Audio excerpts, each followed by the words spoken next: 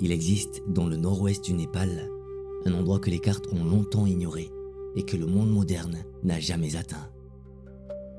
Un village posé à la limite du ciel, à plus de 5000 mètres, où les hommes vivent au rythme d'un seul geste, répété depuis des siècles. Charger un yak de sel et partir. Partir à travers les cols les plus hauts du monde. Franchir des passes où le vent coupe le souffle et où la neige efface les sentiers. Pour échanger quelques sacs de sel blanc contre l'orge qui nourrira le village jusqu'au printemps. Ce n'est pas un commerce, c'est un acte de survie. Et c'est aussi, chaque année, un acte de foi.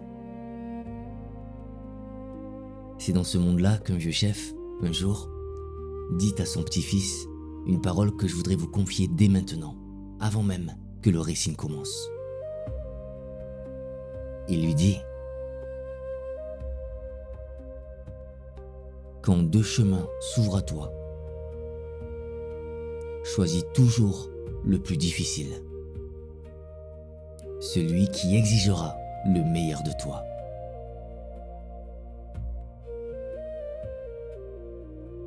Ce n'est pas un conseil, c'est un héritage, prononcé au bord d'un précipice himalayen, par un homme qui sait que le voyage qu'il entreprend sera le dernier.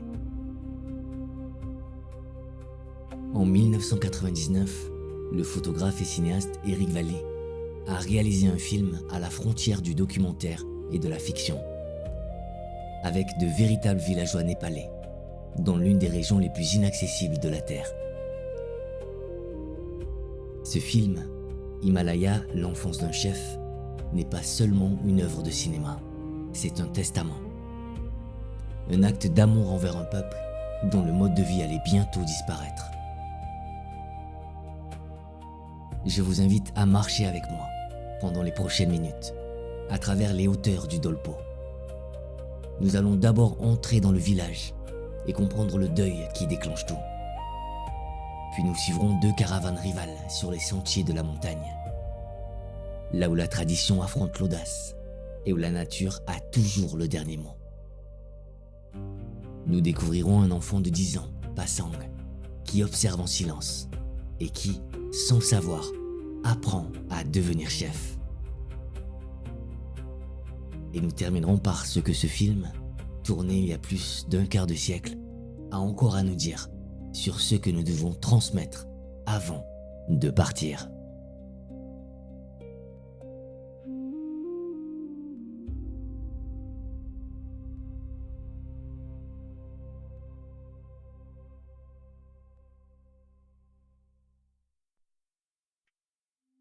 Le Dolpo est un endroit où la vie tient à un fil de sel. Un village perché entre la terre et le ciel, cerné de sommets qui dépassent les nuages, où chaque saison impose sa loi sans appel. Ici, on ne choisit pas son destin, on le porte, comme on porte un sac de sel sur le dos d'un yak. Parce que si l'on s'arrête, c'est tout le village qui meurt de faim. Chaque automne, avant que les tempêtes ne bloquent les cols, une caravane de yaks quitte le village.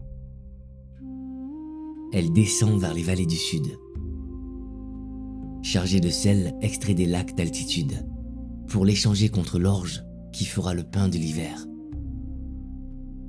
Ce n'est pas un voyage, c'est un rituel vital, aussi ancien que les pierres du chemin, aussi nécessaire que la respiration. Celui qui mène la caravane ne mène pas seulement des bêtes à travers les passes, il mène des vies.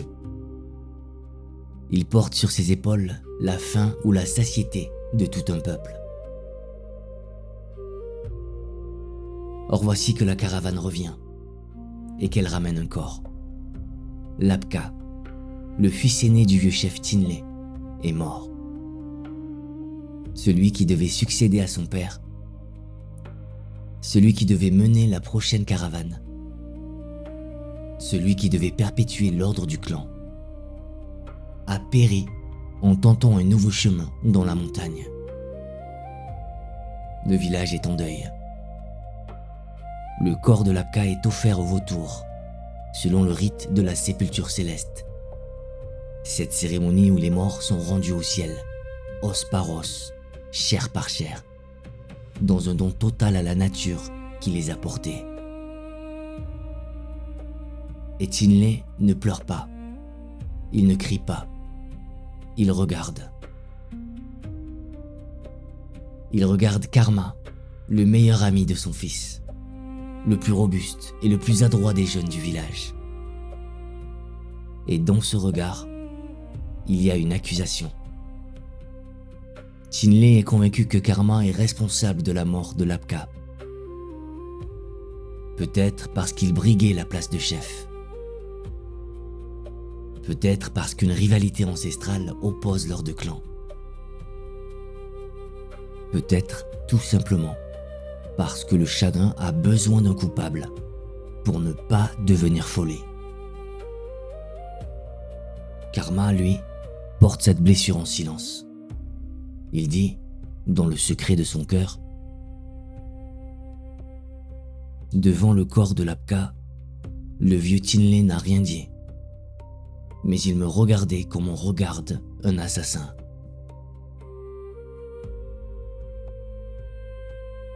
Voilà la fracture originelle du film, la blessure à partir de laquelle tout s'organise. Un regard qui accuse sans parler. Une culpabilité projetée sur un homme qui n'a peut-être rien fait, sinon être jeune, fort et prêt à prendre la relève.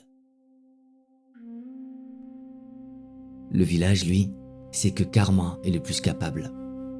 Tous voudraient qu'il mène la prochaine caravane.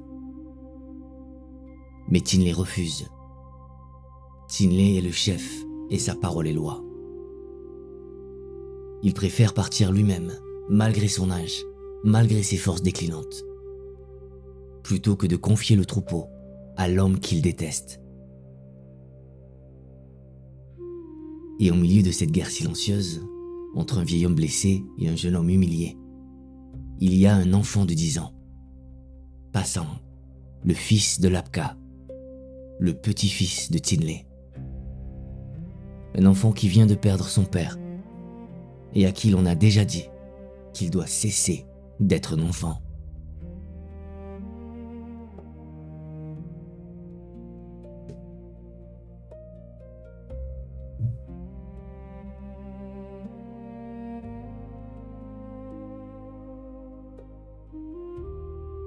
Karma ne veut plus attendre. Il a la force, il a le courage, il a la confiance des jeunes. Ce qu'il n'a pas, c'est la permission du vieux chef. Alors il décide de la prendre. Un matin, avant la date fixée par les oracles du chaman, avant que les dieux n'aient donné leur accord, Karma lève la caravane et part.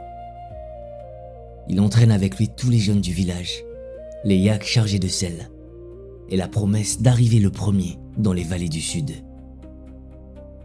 Il dit, avec la certitude de ceux qui n'ont pas encore appris à douter, un chef prend le pouvoir. On ne le lui donne jamais. C'est un acte de bravoure et c'est une transgression. Dans le monde du Dolpo, la date de départ de la caravane n'est pas un détail logistique. Elle est fixée par le sacré, dictée par les astres, confirmée par le chaman. Partir avant cette date, c'est défier les dieux eux-mêmes. C'est dire que la volonté de l'homme pèse plus que l'ordre du cosmos. Tinley, lui, reste au village, humilié, furieux, mais pas vaincu. Car le vieux chef a encore un geste à accomplir, un dernier voyage à entreprendre. Non pas pour rattraper Karma, mais pour quelque chose de plus profond et de plus durable. Il rassemble ses vieux compagnons, appelle son second fils Norbu, un moine bouddhiste qui peint des fresques sacrées au monastère, et prend avec lui le petit Passang. Ensemble, ils partent à leur tour, quelques jours plus tard, au jour fixé par les dieux. Un vieil homme aux mains tremblantes, des hommes fatigués par les saisons, un moine qui préfère le pinceau à la corde, et un enfant de 10 ans, sur la route la plus dangereuse du monde. 2 caravanes cheminent donc à travers l'immensité himalayenne. L'une, portée par la jeunesse de Karma, avance vite, confiante, impatiente. Les yaks pressés par des hommes qui croient que la montagne cède devant ceux qui ne doutent pas. L'autre, guidé par l'expérience de Tinley, avance lentement. Chaque pas étant un enseignement pour l'enfant qui marche à ses côtés. Tinley lui apprend à lire les nuages, à sentir le vent changer de visage, à reconnaître dans le silence du ciel les signes que la montagne envoie à ceux qui savent écouter. L'Himalaya, ici, n'est pas un décor. C'est un personnage, le plus implacable de tous. Il est cette immensité blanche et bleue, filmée par Éric Guichard, dans des images d'une beauté qui coupe le souffle, et portée par la musique de Bruno Coulet, qui tresse les chants tibétains avec une orchestration venue d'ailleurs, comme si 2 mondes se cherchaient dans le son, exactement comme Tinley et Karma se cherchent dans la neige. Il y a aussi Pema, la belle-fille de Tinley, la veuve de Lapka. C'est la seule présence féminine véritable de ce récit d'homme. Elle a épousé Lapka par obéissance au clan, mais c'est Karma qu'elle aimait depuis l'enfance. Elle est la fissure intime dans l'édifice patriarcal. La preuve silencieuse que l'amour ne se commande pas, que même Tinley, qui sait lire la course des nuages, ne peut rien contre la force du cœur. Les 2 caravanes finissent par se retrouver, et le conflit éclate une dernière fois. Tinley sent venir la tempête. Son corps usé, ses yeux brûlés par les décennies de vent glacé, tout en lui reconnaît les signes. Il veut repartir immédiatement. Karma ne le croit pas. La jeunesse fait confiance à sa force. La vieillesse fait confiance à ses cicatrices. La montagne, elle, ne fait confiance à personne. Elle prépare son verdict.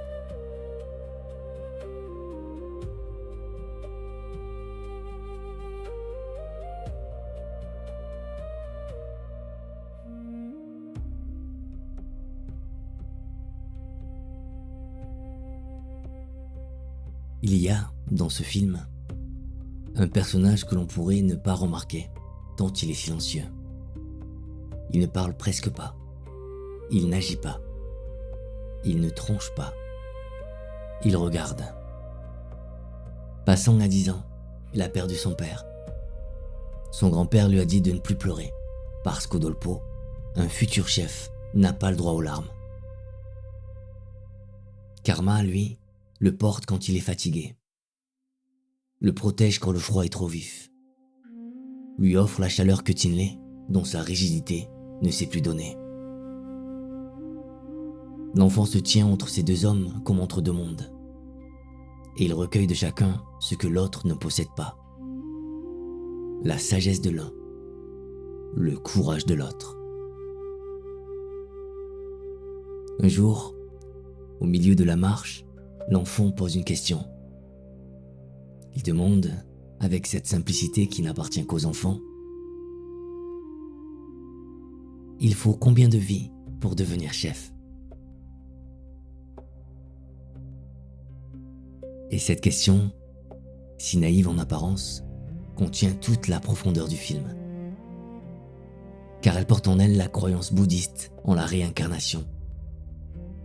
L'intuition que le vrai leadership ne s'acquiert pas en une seule existence, qu'il est un apprentissage qui traverse les vies, les morts, les renaissances.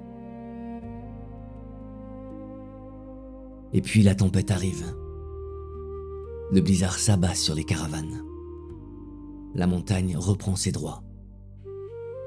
Tinley, qui avait raison, qui avait senti le vent, qui avait lu les nuages, Tinley s'effondre dans la neige.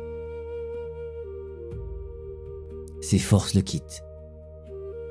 Son corps, si longtemps porté par la volonté, refuse enfin d'obéir.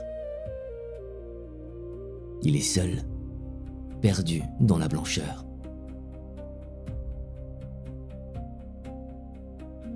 Et c'est Karma qui le retrouve. Karma, celui que Tinley accusait d'avoir tué son fils. Celui qu'il refusait de reconnaître. Celui contre lequel il avait mené cette dernière caravane insensée. Karma reste en arrière, fouille la tempête et sauve le vieil homme. Ce renversement n'est pas un coup de théâtre. C'est l'aboutissement naturel de tout ce que le film a patiemment construit. La montagne a vaincu les deux hommes. Mais c'est leur humanité qui triomphe. Dans ce geste simple, ce geste immense, d'un jeune homme qui porte un vieillard à travers la neige. Tinley est mourant, il le sait. Mais il peut revoir les siens une dernière fois. Et dans ses yeux, quelque chose a changé. La colère a fondu comme la neige sous un rayon de lumière. Il regarde Karma, et cette fois, son regard ne dit plus l'accusation. Il dit la reconnaissance. Il se tourne vers Passant et lui dit cette parole, la dernière peut-être qui compte. Un vrai chef commence toujours comme toi, par désobéir.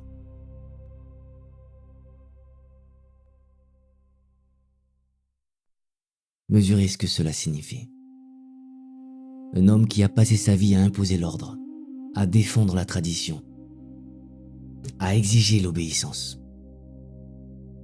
Cet homme dit à son petit-fils que le premier geste d'un vrai chef est de désobéir. La tradition, au moment de mourir, bénit la liberté. Le gardien de l'ancien ouvre la porte au nouveau. Et ce n'est pas une trahison, c'est un accomplissement. Le moine Norbon, frère de Lapka, décide alors de peindre cette histoire sur les murs du monastère, de transformer le vécu en mémoire, la douleur en fresque, le passage du temps en traces. Ce que Norbou fait avec ses pinceaux, Eric Valli l'a fait avec sa caméra. Sauver du silence ce qui mérite d'être raconté. Et Passant, l'enfant, se tient là, debout, entre la mémoire de son grand-père et le courage de Karma, entre la tradition et l'audace, entre ce qui a été et ce qui sera. Il ne sait pas encore qu'il est devenu chef, mais nous le savons.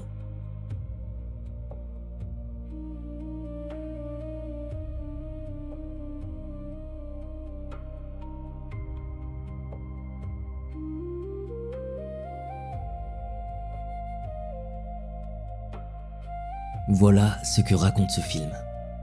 Et voilà ce qu'il ne raconte pas, mais que vous avez peut-être entendu entre les mots. Himalaya est un film que nous portons tous en nous sans toujours le savoir. Le vieil homme qui s'accroche et le jeune homme qui s'élance.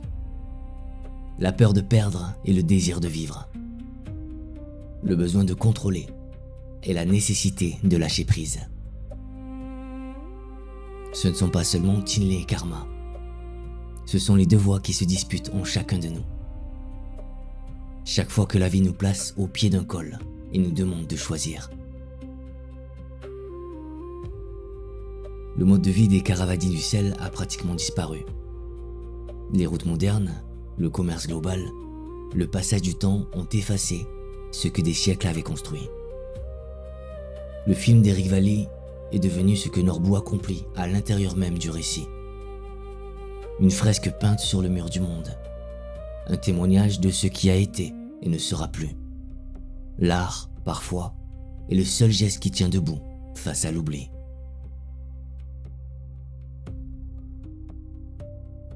Et il y a cette parole qui ouvre et qui ferme le film comme une respiration, comme un battement de cœur. Tout ce qui vit doit mourir, puis renaître, et à nouveau mourir.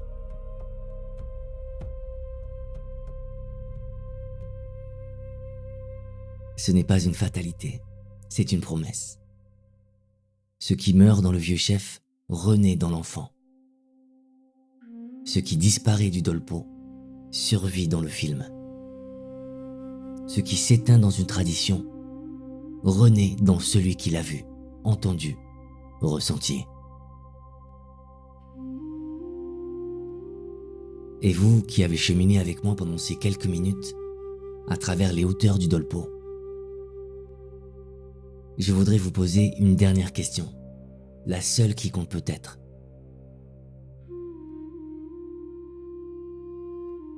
Qu'est-ce que vous portez, vous, qui mériterait d'être transmis?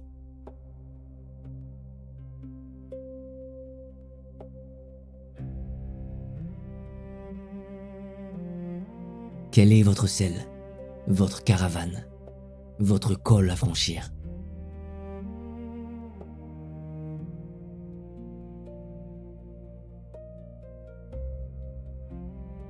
À quel enfant, réel ou symbolique, remettrez-vous un jour ce que la vie vous a enseigné?